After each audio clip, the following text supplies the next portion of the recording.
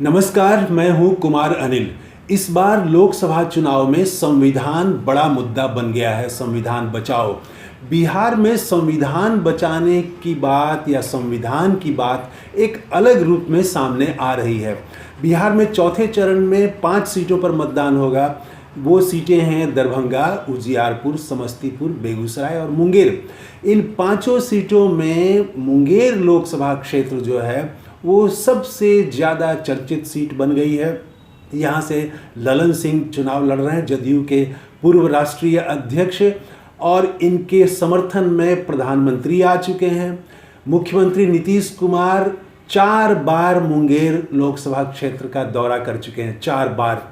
और तमाम जो राज्य स्तर के मंत्री हैं वो लगे हुए हैं। लेसी सिंह अभी दौरा कर रही हैं। जो मंत्री नहीं हैं, बड़े नेता हैं, हर जाति के बड़े नेता हैं, वो वहाँ पर दौरा कर रहे हैं। तो मेला लगा हुआ है जदयू की तरफ से। और छोटे नेताओं की जो महासचिव हैं, सचिव हैं, उनकी तो गिनती ही नहीं है कि कितने लोग जा रहे हैं जदयू के समर्थन में। तो वहाँ पर ललन सिंह के समर्थन में जा रहे हैं। और दूसरी तरफ अशोक महतो खड़े हैं, उनकी पत्नी खड़ी हैं अनीता देवी। तो ये आखिर राहुल गांधी को आप देखें तो वो संविधान की किताब लेके भाषण दे रहे हैं रांची में। कल चाईबासा में उन्होंने भाषण दिया और वो समझा रहे हैं कि संविधान को बचाना है, क्योंकि यही संविधान जो है वो आदिवासियों को, दलितों को इसी संविधान से मिला है। जो कुछ भी आज तक मिला है, आरक्षण मिला है, जो भी अधिकार मिला है, शिक्षा का अधिकार मिला है, आगे बढ़ने के मौके मिले हैं, सब संविधान ने दिया है। तो वो ठीक है, उनका भी एक असर हो रहा है। लेकिन बिहार में मुंगेर जो है वो एक अलग तरह से संविधान को सामने ले आ रहा है। यहाँ पर सवाल ये है कि इतने बड़े नेता हैं ललन सिंह, और उनको अशोक महतो जैसे नेता ने, अनीता देवी जो जिनका कोई बहुत राजनीतिक इतिहास नहीं रहा है, लेकिन वो इतना लोकप्रिय हो गई हैं और इतना वो लोगों को आकर्षित कर रही हैं कि ललन सिंह के लिए इतने लोगों को, इतने नेताओं को, प्रधानमंत्री, मुख्यमंत्री को जाना पड़ रहा है और वहाँ पर लड़ाई फंस गई है। तो ये हम तो ये नहीं कहेंगे कि ललन सिंह के पसीने छुड़ा दिए, लेकिन वहाँ पर ललन सिंह को काफ़ी मेहनत करनी पड़ रही है। तो ऐसा क्यों है, क्या वजह है इसकी? और अनीता देवी को जो समर्थन मिल रहा है वो क्या है? ऊपर से देखें तो सहज ढंग से लोग कह देते हैं कि ये मुंगेर लोकसभा क्षेत्र में इस बार फॉरवर्ड बैकवर्ड की लड़ाई हो रही है। ऊपर ऊपर देखने से लोग बातचीत में ऐसे ही कहते हैं कि इस बार तो मुंगेर में फॉरवर्ड बैकवर्ड हो गया है। लेकिन सोचने वाली बात यह है, इसके भीतर अगर जाके देखेंगे आप, तो एक तरफ प्रधानमंत्री, मुख्यमंत्री या खुद ललन सिंह क्या कह रहे हैं? ये कह रहे हैं कि अगर राजद जीत गया तो फिर से जंगल राज आ जाएगा, कानून व्यवस्था का प्रश्न खड़ा कर रहे हैं, चलने नहीं दिया जाएगा और एक खास वर्ग का राज हो जाएगा। ये बताने की कोशिश कर रहे हैं जदयू के तरफ से, जदयू और भाजपा। दूसरी तरफ जो अनीता देवी के पक्ष में लोग हैं वो क्या मुद्दा उठा रहे हैं, क्यों इतना वो चर्चित हो गई वो सीट, और अनीता देवी को जो समर्थन मिल रहा है उस समर्थन के भीतर देखने की कोशिश करें तो वो है सामाजिक सम्मान। सम्मान की लड़ाई बन गई है वहाँ पर। वो जो लोग अनीता देवी के साथ खड़े हैं वो कमज़ोर वर्ग के लोग हैं, सामाजिक तौर पर भी कमज़ोर हैं, आर्थिक तौर पर भी कमज़ोर वर्ग के लोग हैं। तो ये कमज़ोर वर्ग जो है अपने सम्मान के लिए लड़ रहा है वहाँ पर मुंगेर लोकसभा क्षेत्र में। तो जो हमारा संविधान बचाओ जो देश में एक बड़ा मुद्दा बन गया है, दूसरी जगह भले उसका अर्थ आरक्षण से हो, शिक्षा पाने का अधिकार हो, रोजगार का अधिकार हो, संविधान बचाने का मतलब, लेकिन मुंगेर में संविधान बचाने की बात उस तरह से सीधे कोई नहीं कर रहा है। लेकिन वो वहाँ पर, क्योंकि आप देखेंगे संविधान ने ही तो हमको ये अधिकार दिया है कि सबका समान वोट होगा, चाहे वो अमीर हो, चाहे वो गरीब हो, चाहे वो बहुत पढ़े लिखे हो या वो अनपढ़ हो, सबको एक ही वोट का अधिकार है और सबके एक वोट का समान महत्व भी है।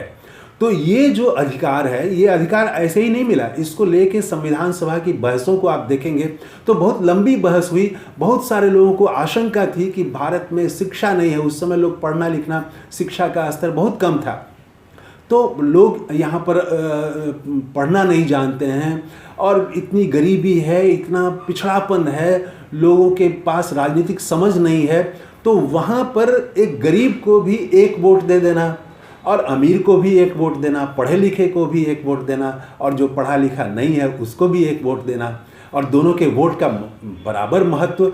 तो इस पर काफ़ी लोगों को शंका थी, लेकिन डॉक्टर अंबेडकर और नेहरू जैसे नेता ने काफ़ी इस पर चर्चा की, लोगों को तैयार किया, और दुनिया भी देख रही थी कि क्या होता है इस चुनाव में।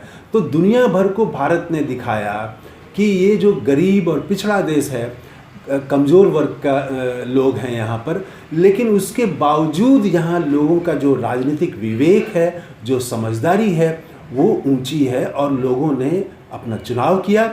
वो उस समय चिन्ह के नाम की जगह चिन्ह रहता था, तो चुनाव चिन्ह तो कोई भी पहचान सकते हैं, तो चुनाव चिन्ह के जरिए और अलग अलग मतपेटियाँ रखी जाती थी, उन मतपेटियों में लोग वो अपना चुनाव चिन्ह लेके और उसको डाल देते थे।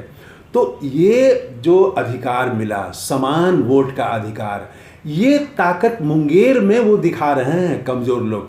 वो यूनाइट हो गए हैं, उनको लगता है कि एक वोट की ताकत तो हमारे पास है, और वो यही वोट जो है वो जब एकजुट हो गया है, पिछड़ों का, कमज़ोर वर्ग का जब वोट एकजुट हो गया है, मतदाता एक साथ आ गए हैं, और उनके लिए वो रोज़गार का सवाल और राम मंदिर हो या और दूसरे हो, वो सब पृष्ठभूमि में है। पहला जो सवाल बन गया है, सबसे बड़ा जो सवाल उनके लिए बन गया है, जो अनीता देवी के साथ खड़े हैं उनके लिए बन गया है सामाजिक सम्मान का सवाल। तो ये सामाजिक सम्मान की लड़ाई का माध्यम बन गया है संविधान। संविधान ही वो रास्ता दे रहा है जहाँ से गरीब भी अपने सम्मान के लिए, अपने अधिकार के लिए अपने ढंग से वो अपनी बात कह सकता है, अपना मताधिकार का प्रयोग कर सकता है। तो मुंगेर जो है एक यूनिक लड़ाई बन गई है। संविधान की ताकत यहाँ पर, बिहार में तो 40 सीट हैं, लेकिन ये सबसे अलग सीट इसलिए बन गई है कि प्रधानमंत्री आ चुके, मुख्यमंत्री जा रहे हैं, तमाम मंत्री लगे हुए हैं, एक तरफ केंद्र और राज्य सरकार की सत्ता है और दूसरी तरफ साधारण लोग हैं, तो मुकाबला कड़ा हो गया है। तो ये संविधान की ताकत है। जीते हारे ये तो हम नहीं कह सकते हैं कौन जीतेंगे कौन हारेंगे वहाँ से, लेकिन संविधान की ताकत इस रूप में दिखती है कि जो गरीब है, जो कमज़ोर है, वो भी अपने सम्मान की बात इस संविधान के माध्यम से, संविधान ने जो उसको अधिकार दिया है उसके माध्यम से वो कर सकता है। तो मुंगेर जो है एक अलग तरह की चित्र पेश कर रहा है, और इसीलिए वो सबसे ज़्यादा चर्चित सीट बन गई है कि वहाँ पर एक अनीता देवी जैसे अचानक राजनीति में आई, लेकिन वो ललन सिंह जैसे दिग्गज, राजनीति के दिग्गज नेता को चुनौती दे रही है, और बहुत कड़ा मुकाबला है वहाँ पर, परिणाम कुछ भी हो सकता है। तो थैंक यू, धन्यवाद, जय हिंद।